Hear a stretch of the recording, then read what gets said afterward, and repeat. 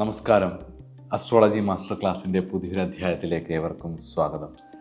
നമ്മൾ ഇന്ന് ചർച്ച ചെയ്യാൻ പോകുന്ന സബ്ജക്റ്റ് എന്ന് പറയുന്നത് വ്യയഭാവം അഥവാ മോക്ഷഭാവമാണ്. നഷ്ടങ്ങളെക്കുറിച്ച് ചിന്തിക്കുന്ന ഭാവമാണ്.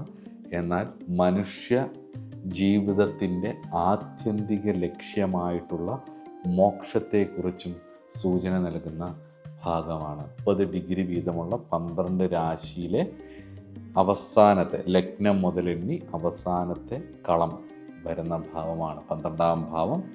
നമുക്ക് ഇതിൻ്റെ വിഷയങ്ങളിലേക്ക് കടക്കാം.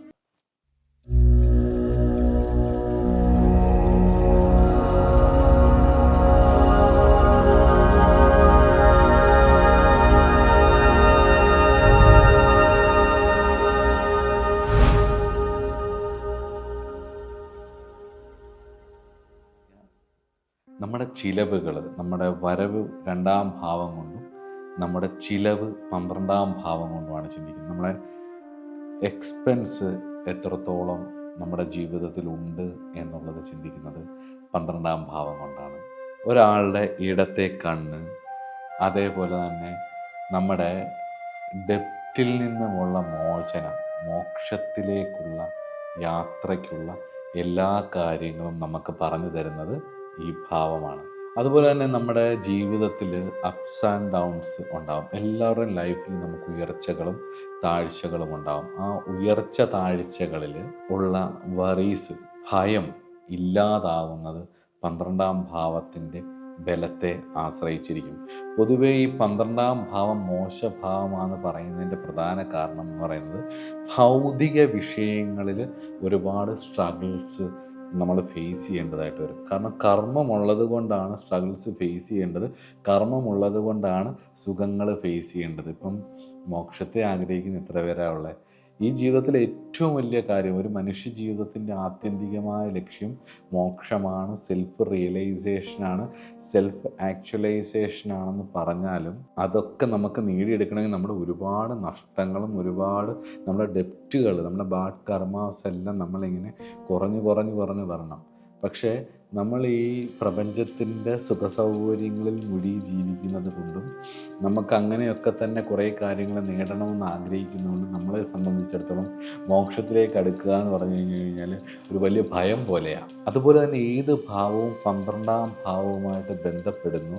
അതിൽ ഒരു നഷ്ടം, ഭൗതികപരമായിട്ടുള്ള ഒരു നഷ്ടം, ഒരു ബ്രേക്ക് വരാനുള്ളൊരു സാധ്യത ഉണ്ട്. അതുപോലെ തന്നെ 12ാം ഭാവത്തിൻ്റെ ബലം നല്ല രീതിയിൽ അത് ശുഭമായിട്ടൊക്കെ ഗുണമായിട്ടാണ് നമുക്ക് കിട്ടുന്നതെങ്കിൽ സ്പിരിച്വൽ എക്സ്പീരിയൻസസ്, നമുക്ക് മെഡിറ്റേഷൻ അല്ലെങ്കിൽ മറ്റ് സാധനകൾ ചെയ്യുന്നതിൽ നിന്നുമുള്ള ഗുണാനുഭവങ്ങളും ഭയങ്കര പവർഫുള്ളായിട്ടുള്ളൊരു മനസ്സ്, സ്ഥിരതയുള്ള ഒരു മനസ്സ്, ഇതെല്ലാം സ്ഥിതപ്രജ്ഞയിലേക്ക് അല്ലെങ്കിൽ സ്ഥിതപ്രജ്ഞനാവുന്ന ഒരു യോഗിയുടെ തലത്തിലേക്ക് എത്താൻ വേണ്ടിയിട്ട് നമ്മളെ സഹായിക്കുന്ന ഒരു ഭാവമാണ് 12ാം ഭാവം.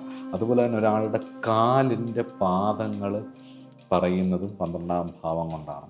12ാം ഭാവത്തിൽ നിൽക്കുന്ന ശനി കാലിൻ്റെ പാദത്തിന് അസുഖങ്ങളോ മറ്റു കാര്യങ്ങളോ ഉണ്ടാക്കും. 12ാം ഭാവത്തിൽ നിൽക്കുന്ന രാഹു നഖങ്ങൾക്കൊക്കെ പ്രശ്നമുണ്ടാക്കിയിട്ട് കണ്ടിട്ടുണ്ട്. നഖങ്ങൾക്ക് ഷെയ്പ്പില്ലാതൊക്കെ പോകുന്നതൊക്കെ നിരീക്ഷണത്തിൽ പെട്ടിട്ടുണ്ട്.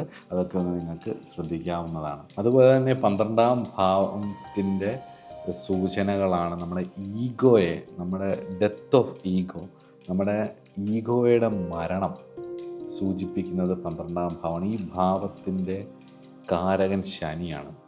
അപ്പം അതുകൊണ്ട് തന്നെ ലഗ്നത്തിൻ്റെ കാരകൻ രവിയും 12ൻ്റെ കാരകൻ ശനിയുമാണ്. ഇവർ തമ്മിൽ ശത്രുക്കളാണ്. അപ്പം രവിപുത്രനാണ് ശനിയെങ്കിലും ഈഗോ ഇല്ലാതായ മുക്തിയുടെ യോഗാവസ്ഥയിലേക്ക് ചെല്ലുന്നത്, രാജകീയതയിലേക്ക് വളർത്തുന്നത് രവിയും, യോഗിയുടെ ആ ഒരു തലത്തിലേക്ക്, യോഗയുടെ തലത്തിലേക്ക് അല്ലെങ്കിൽ സെൽഫ് റിയലൈസ്ഡ് പേഴ്സണാലിറ്റിയിലേക്ക് നമ്മളെ ഉയർത്തിക്ക് കൊണ്ടുപോകുന്നത് ശനിയാണ്. അതുകൊണ്ട് ഡെത്ത് ഓഫ് ഈഗോ, ഈഗോയുടെ മരണത്തെ സൂചിപ്പിക്കുന്നതും ഈ ഭാവം കൊണ്ടാണ്.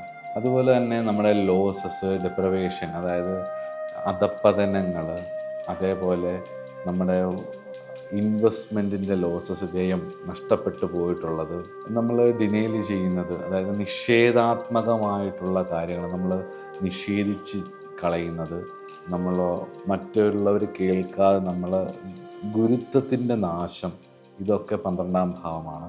അതുപോലെ uncertain self image, blurry nature, confused ആയിട്ടുള്ള സ്റ്റേറ്റ് ഓഫ് മൈൻഡ്. നമ്മൾ എപ്പോഴും കൺഫ്യൂസ്ഡ് ആയിരിക്കും, ഭയങ്കര അസ്വസ്ഥമായിട്ടുള്ള ഒരു state of mind. Narcissistic personality, abusive nature, അതായത് നാർസിസ്റ്റുകൾ പ്രത്യേകിച്ച് 12-ൽ ചൊവ്വ അതുപോലുള്ള ഉഗ്രഗ്രഹങ്ങൾ, കേതു അല്ലെ 12-ാം ഭാവാധിപൻ പോയിട്ട് ഉഗ്രഗ്രഹങ്ങളുടെ നക്ഷത്രത്തിലൊക്കെ നിൽക്കുക, 12-ാം ഭാവത്തിലേക്ക് ചൊവ്വയുടെ ദൃഷ്ടി, ക്രൂരഗ്രഹങ്ങളുടെ ദൃഷ്ടിയൊക്കെ വന്നു കഴിഞ്ഞ് കഴിഞ്ഞാൽ അബ്യൂസ് ചെയ്യാൻ, അതായത് അബ്യൂസ് അനുഭവിക്കുകയും ചെയ്യും, അതുപോലെ തന്നെ മറ്റുള്ളവരെ അബ്യൂസ് ചെയ്യാൻ ഒരു മടിയും ഉണ്ടാവില്ല. നാർസിസ്റ്റിക് ട്രീറ്റ്മെൻറ്റുകൾ ചെയ്യാൻ, നാർസിസ്റ്റിക് പേഴ്സണാലിറ്റി, ഇതെല്ലാം ഇവർക്ക് വരും. അതുപോലെ അപവാദങ്ങൾ 12-ാം ഭാവം കൊണ്ടാണ് ചിന്തിക്കുന്നത്. അതുപോലെ തന്നെ നമ്മൾ എത്ര തുഴഞ്ഞാലും നമ്മൾ മറുകര എത്താൻ കഴിയാത്ത രീതിയിലുള്ള ജീവിതാനുഭവങ്ങൾ, എന്തൊക്കെ ശ്രമിച്ചാലും സക്സസ്സിലേക്ക് നമുക്ക് എത്താൻ കഴിയാത്ത ജീവിതാനുഭവങ്ങൾ 12-ാം ഭാവം കൊണ്ടാണ് ചിന്തിക്കുന്നത്.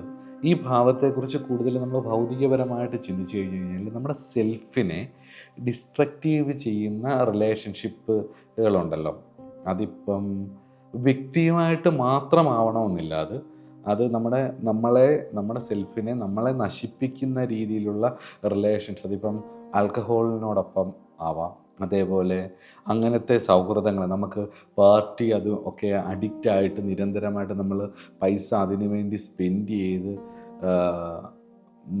അങ്ങനെ ഒരുപാട് അടിച്ചു പൊളിച്ച് ഡിപ്രഷൻ സ്റ്റേറ്റിലേക്കൊക്കെ കുറേ കാലം കഴിഞ്ഞ് പോകുന്ന അത് ഒക്കെ 12-ാം ഭാവം കൊണ്ടാണ് ചിന്തിക്കുന്നത്.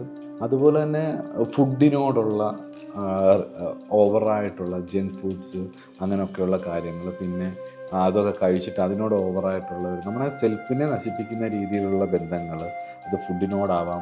ഉറക്കം, അമിതമായ ഉറക്കം, എല്ലായിടത്തും കിടന്നുറങ്ങി ക്ഷീണിച്ച് ടയേർഡായിട്ട് നമ്മൾ ഒന്നും ചെയ്യാതെ നമ്മുടെ ലൈഫിനെ, നമ്മുടെ മോക്ഷത്തിലേക്കും കൂടിയുള്ള സാധ്യതകളെ നശിപ്പിച്ച് കളയുന്ന, അതും ഭൗതിക വിജയങ്ങൾക്ക് വേണ്ടിയിട്ടുള്ള നമ്മുടെ ടൈമിനെ വേസ്റ്റ് ചെയ്ത് കളയുന്നത് 12-ാം ഭാവം അങ്ങോട്ടാണ് ചിന്തിക്കുന്നത്. അതുപോലെ തന്നെ നമ്മുടെ ലൈഫിനെ നശിപ്പിക്കുന്ന രീതിയിലുള്ള സെക്ഷൽ റിലേഷൻഷിപ്സ്, അതേപോലെ തന്നെ നമുക്ക് ഉണ്ടാകുന്ന ധനനഷ്ടങ്ങൾ, ഒരുപാട് സമയം ഗാഡ്ജറ്റ്സിൻ്റെയും അതേപോലെ തന്നെ ടെലിവിഷൻ്റെയും അതുപോലെ തന്നെ ആവശ്യമില്ലാത്ത പൊളിറ്റിക്സിലും ഒക്കെ പോയിട്ട് നമ്മളെ നശിപ്പിക്കുന്ന രീതിയിലുള്ള പൊളിറ്റിക്സ്, ഇങ്ങനെയൊക്കെയുള്ള കാര്യങ്ങളിലേക്കൊക്കെ പോകുന്നതും സൂചന നൽകുന്നത് ഈ ഭാവം തന്നെയാണ് എന്നുള്ളതും കൂടി ചിന്തിക്കണം. 12-ാം ഭാവം വളരെ പവർഫുള്ളായിട്ടുള്ളൊരു ഭാവമാണ്. മോക്ഷത്രികോണങ്ങളിലെ ലാസ്റ്റ് ഭാവമാണ്. 4, 8, 12 മോക്ഷത്രികോണങ്ങൾ. അപ്പം 4, 5, 6, 7, 8, 9, 10, 11, 12. അപ്പം 4, 8, 12 മോക്ഷത്രികോണങ്ങളാണ്. വ്യയമാണ്. അതിൽ 8, 12 മോശഭാവങ്ങളാണെന്ന് പറഞ്ഞിരുന്നു. അത് മോശം എന്ന് പറയുന്നത് ഭൗതിക വിഷയങ്ങളെ നമ്മൾ കൺസ്ട്രക്റ്റ് ചെയ്ത് വെച്ചിരിക്കുന്ന പ്രൊപ്പഗേറ്റഡ് സൊസൈറ്റിയുടെ ഭാഗമായിട്ടുള്ള നമ്മുടെ സമൂഹത്തിൽ നമ്മൾ നല്ലതും ചീത്തയും എന്ന് പറയുന്ന കുറേ സബ്ജക്റ്റുകൾ നമുക്ക് മോശമെന്നും നല്ലതെന്നൊക്കെ പറയുന്നത്, അതിൽ നമ്മുടെ ലൈഫിനെ തന്നെ നശിപ്പിച്ച് കളയുന്ന ഒരുപാട് കാര്യങ്ങളിൽ അഡിക്ഷനും ഒക്കെ വരുന്നതാണ്. അല്ലെങ്കിൽ 12-ാം ഭാവം അതിൻ്റെ സൂചനകൾ നൽകുന്നു. ഒരുപാട് മോശ കാര്യങ്ങൾ സൂചന നൽകുന്നു. അല്ലെങ്കിൽ നമ്മുടെ ഒരുപാട് വ്യയങ്ങൾ, നമ്മുടെ സമയവും നമ്മുടെ ധനവും നമ്മുടെ പ്രയത്നവും ഒക്കെ നഷ്ടപ്പെട്ടു പോകുന്നത്, നമ്മുടെ ധനവും എല്ലാം, ഈ വ്യയം എല്ലാം പോകുന്നത് ഈ ഭാവങ്ങളാണ് സൂചിപ്പിക്കുന്നത്. ഈ ഭാവത്തിൻ്റെ ഗുണങ്ങളെന്ന് പറഞ്ഞു കഴിഞ്ഞാൽ വളരെ പോസിറ്റീവായിട്ടുള്ള കാര്യങ്ങളെന്ന് പറഞ്ഞു കഴിഞ്ഞാൽ നമ്മുടെ ഡെപ്റ്റ്, നമ്മുടെ കർമ്മ കുറയുന്നത്, നമ്മുടെ കർമ്മഫലങ്ങളുടെ അളവ് കുറയ്ക്കുന്നത് ഈ ഭാവം കൊണ്ടാണ്. അടുത്ത് 12-ാം ഭാവം കൊണ്ട് ചിന്തിക്കുന്ന മോക്ഷമാണ്. ആർക്കും അധികം വേണ്ടാത്തൊരു സാധനമാണ്. ഈ പറച്ചിലൊക്കെ ഉള്ളൂ, പക്ഷേ യഥാർത്ഥത്തിൽ മോക്ഷം വേണം എന്ന് ആഗ്രഹിച്ചിട്ട് അതിനുവേണ്ടി എന്തും ത്യജിക്കാൻ തയ്യാറാവുന്നവരൊന്നും വളരെ അപൂർവമാണ്. അതുപോലെ തന്നെ ഈ ഭാവമാണ് നമ്മുടെ ഹൈപ്പർ ടെൻഷനുകളെ ചിന്തിക്കുന്നത്. അതുപോലെ തന്നെ സ്ക്രിസോഫ്രീനിയ, അതുപോലെ തന്നെ മെൻ്റൽ ഇൽനെസ്, മാനസികമായിട്ടുള്ള ഒരുപാട് പ്രശ്നങ്ങൾ ചിന്തിക്കുന്നത് ഈ ഭാവം കൊണ്ടാണ്. നമ്മുടെ ഒരു കാരണവുമില്ലാത്ത ദുഃഖങ്ങൾ, നമുക്കാരോടും പറയാൻ പറ്റാത്ത രഹസ്യമായിട്ടുള്ള ദുഃഖം, രഹസ്യമായിട്ടുള്ള പല സ്വഭാവങ്ങൾ, നമ്മൾക്ക് തന്നെ നമുക്കിഷ്ടമല്ലാത്ത, നമ്മുടെ ജീവിതത്തെ നശിപ്പിച്ച് കളയുന്ന രഹസ്യമായിട്ടുള്ള ചില സ്വഭാവങ്ങൾ, അതുപോലെ തന്നെ വളരെ ക്രോണിക്കായിട്ടുള്ള ബാഡ് ലക്കുകൾ, ഭാഗ്യദോഷങ്ങൾ. വാസ്തവത്തിൽ ഈ 2, 4, 5, 7, 9, 10, 11 ഇത്രയും ഭാവങ്ങളുടെ അധിപന്മാർ 12 പോകുന്നത് ഭയങ്കര ദോഷമാണ്. അനുഭവത്തിൽ അങ്ങനെ തന്നെയാണ് കണ്ടിട്ടുള്ളത് കേട്ടോ. ദോഷം എന്നുള്ളതിനേക്കാൾ ഉപരിയായിട്ട് ഏത് ഭാവാധിപനാണോ 12 പോയി നിൽക്കുന്നത്, 12-ാം ഭാവാധിപൻ വന്ന് ഏത് രാശിയിലാണ് നിൽക്കുന്നത്, ആ നിൽക്കുന്ന നക്ഷത്രം വഴിയും നവാംശം വഴിയൊക്കെ ഒരു ഫലം ഉറപ്പായിട്ടും. ഈ 6, 8, 12 ഭാവാധിപന്മാരെന്ന് പറയുന്നത് നമ്മുടെ ഡെപ്റ്റാണ്. അത് ഒരു സംശയവും വേണ്ട, അതിൻ്റെ ഒരു സൂചന ജീവിതത്തിൽ വരും. ഉദാഹരണത്തിന് വ്യാഴം എന്ന് പറയുന്ന ഗ്രഹം 2-ാം ഭാവത്തിൻ്റെയും 5-ാം ഭാവത്തിൻ്റെയും 9-ാം ഭാവത്തിൻ്റെയും 11-ാം ഭാവത്തിൻ്റെയും കാരകനാണ്. ഈ ഭാവങ്ങൾ നമുക്ക് ഒരുപാട് ദൈവാനുഗ്രഹമുള്ള വിഷയങ്ങൾ പ്രകൃതിയിൽ നിന്ന് വന്നു ചേരേണ്ടതാണ്. ഈ ഭാവത്തെ സൂചിപ്പിക്കുന്ന അധിപനോ അല്ലെങ്കിൽ വ്യാഴം എന്ന് പറയുന്ന കാരകഗ്രഹമോ 12 പോയാൽ ധനപരമായിട്ട് ഒരുപാട് പ്രശ്നങ്ങൾ അനുഭവിക്കുന്നവരെ കണ്ടിട്ടുണ്ട്. അല്ലെങ്കിൽ വ്യാഴം പോയി സ്വന്തം നക്ഷത്രത്തിൽ നിൽക്കണം, അല്ലെങ്കിൽ വ്യാഴമായിട്ട് വളരെ അടുപ്പമുള്ള ആരുടെയെങ്കിലും നക്ഷത്രത്തിൽ നിൽക്കണം. അങ്ങനെയാണ് അതിൻ്റെ ഒരു ഇത്. അല്ലാതെ 12 പോകുന്ന വ്യാഴക്കാർ ഭയങ്കരമായിട്ട് ധൂർത്ത് കൂടും, നഷ്ടം കൂടും, ദൈവാധീനം കുറയും. അപ്പോൾ ഇത്രയൊക്കെയാണ് 12-ാം ഭാവത്തെക്കുറിച്ച് പറയാനുള്ളത്. പൊതുവേ ബാഡ് ലക്കാണ് ചിന്തിക്കുന്നത്, അതേപോലെ തന്നെ വ്യയമാണ്, നഷ്ടങ്ങളാണ്, ചിലവുകളാണ് ചിന്തിക്കുന്നത്. മോക്ഷത്തെക്കുറിച്ച് ചിന്തിക്കുന്നതും ഈ 12-ാം ഭാവം കൊണ്ടാണ്. അപ്പോൾ നമ്മൾ 12 ക്ലാസ്സുകൾ കൊണ്ട് 12 ഭാവങ്ങളെ മനസ്സിലാക്കി. ഇനി നമുക്ക് ഗ്രഹങ്ങളെക്കുറിച്ചും ഓരോ രാശികൾ കുറിച്ച് പഠിക്കാം. നമ്മൾ പഠിക്കേണ്ട മേടം എന്താണ്, ഇടവം എന്താണ്, മിഥുനം എന്താണെന്നൊക്കെ മനസ്സിലാക്കേണ്ട അതിൻ്റെ ചിഹ്നങ്ങളും ആ രാശി തരുന്ന കുറേ സൂചനകളും ആ രാശിയിൽ ജനിക്കുന്നവരുടെ ചില പേഴ്സണാലിറ്റികളും ഒക്കെ. നമ്മൾ നക്ഷത്രങ്ങളുടെ പേഴ്സണാലിറ്റീസ് പറഞ്ഞായിരുന്നു. ഓരോ നക്ഷത്രങ്ങളുടെ അത് വളരെ കൃത്യമായിട്ട് അതെടുത്ത് പഠിക്കണം. കാരണം എന്ന് വെച്ച് കഴിഞ്ഞാൽ ഞാൻ ചെയ്തിട്ടുള്ള ആ നക്ഷത്രങ്ങളുടെ വീഡിയോസ് എന്ന് പറയുന്നത് പല മേഖലയിൽപ്പെട്ട പല പ്രായത്തിലുള്ള ഓരോ നക്ഷത്രത്തിലും പെട്ട 50 പേരുടെ ഹൊറോസ്കോപ്പ് എൻ്റെ കയ്യിൽ വന്നിട്ടുള്ളത് ഞാനൊന്ന് ഒബ്സർവ് ചെയ്തിട്ട് അവരുടെ ഒരു പൊതു സ്വഭാവമായിട്ടാണ് 27 നക്ഷത്രങ്ങൾ ചെയ്തത്. നമുക്ക് ഒരു അറ്റ്ലീസ്റ്റ് ഒരു 70-80% എങ്കിലും നമുക്ക് ആ ഒരു പേഴ്സണാലിറ്റി മനസ്സിലാക്കാൻ പറ്റും. അതുപോലെ തന്നെ നമുക്ക് ഈ 12 രാശി ലഗ്നമാകുന്നവരുടെ പേഴ്സണാലിറ്റിയും കൂടെ അടുത്ത ക്ലാസ്സുകളിൽ പഠിക്കാം. ഗ്രഹങ്ങൾ നമുക്ക് തരുന്ന ഒരു പേഴ്സണാലിറ്റി എന്താണ്, നമ്മളുടെ ക്യാരക്ടർ എങ്ങനെയാണ് ഗ്രഹങ്ങൾ ഡിഫൈൻ ചെയ്യുന്നത് എന്നുള്ളതും നമുക്ക് പഠിക്കാം. അപ്പോൾ അടുത്ത ക്ലാസ്സിൽ കാണാം. നമസ്കാരം.